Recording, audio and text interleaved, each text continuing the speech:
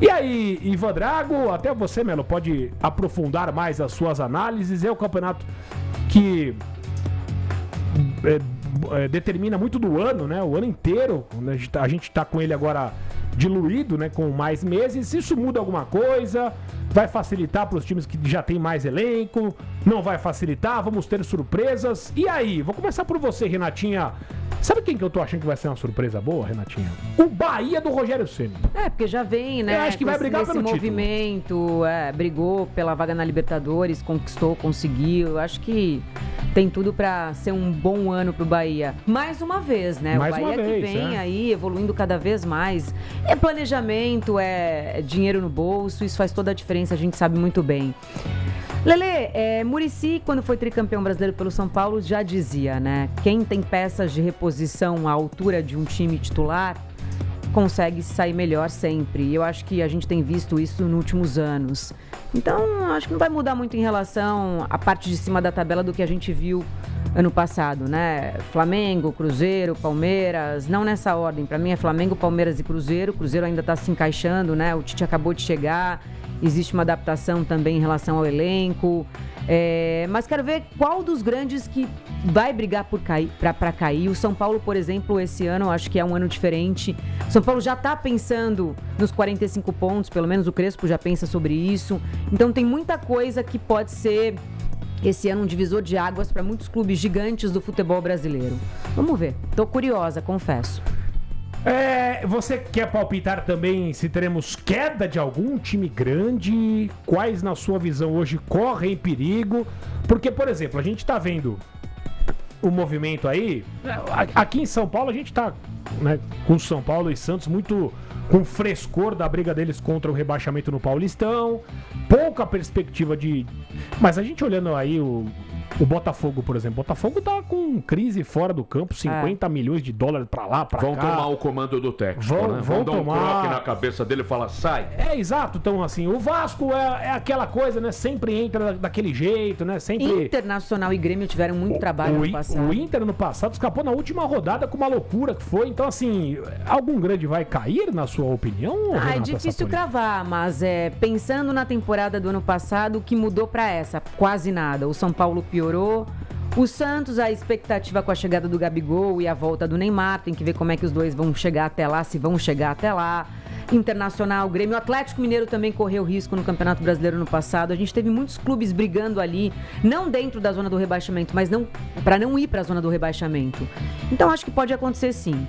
Acho que o Vasco vai viver um ano um pouco mais tranquilo, talvez, penso eu, né? Porque contratou também, porque está se organizando cada vez mais. O Pedrinho tá dando uma ajeitada na casa. Então, assim, os que o Melo falou com certeza correm risco, mas eu prefiro esperar mais um pouco para falar. E aí, Ivanzinho? Até porque, e eu concordo com a Renata, é muito difícil você fazer essa projeção em janeiro, que pode acontecer em dezembro, porque muitos clubes mudam completamente depois da janela do meio do ano. E como esse ano vai ter Copa do Mundo, os clubes vão poder respirar, vai ter um período de preparação, os clubes vão poder se reforçar, vão poder trocar alguns atletas na metade do ano. É uma janela muito utilizada pelas equipes. Para muitos times, é verdade. Para muitos times a janela do meio de ano tem sido mais importante, como foi o Botafogo. O Botafogo bateu o campeão brasileiro e da Libertadores depois das contratações que ele conseguiu na metade do ano. O Flamengo no ano passado também, ele muda completamente depois dos reforços que chegaram na metade do ano. Então, é difícil a gente conseguir fazer essa projeção em janeiro do que poderá acontecer em dezembro. Justamente por conta dessa situação, mais a Copa do Mundo, que vai aliviar um pouquinho o desgaste das equipes no meio da temporada. Eu concordo com o Ivan no quesito que as equipes que vão começar o Campeonato Brasileiro no meio do ano vão mudar por conta da janela.